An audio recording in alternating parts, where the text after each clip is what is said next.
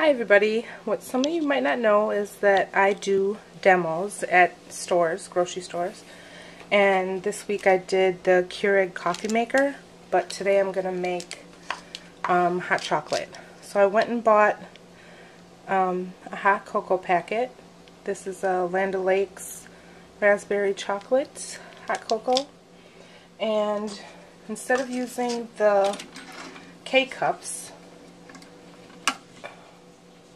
which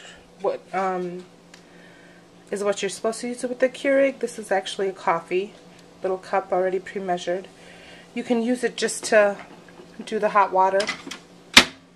So today I'm just going to make hot chocolate. It's so easy. I love this thing. Takes about 20 seconds. There's a water reservoir on this side here. You can brew a small cup or a large cup. The water that comes out is like super hot. But because I'm doing this for a demo, that's it. I got the brewer last Saturday, and then I don't do another demo until this Saturday, so I get to use it for a whole week.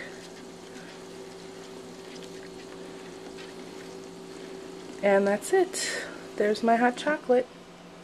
Yum. Smells good.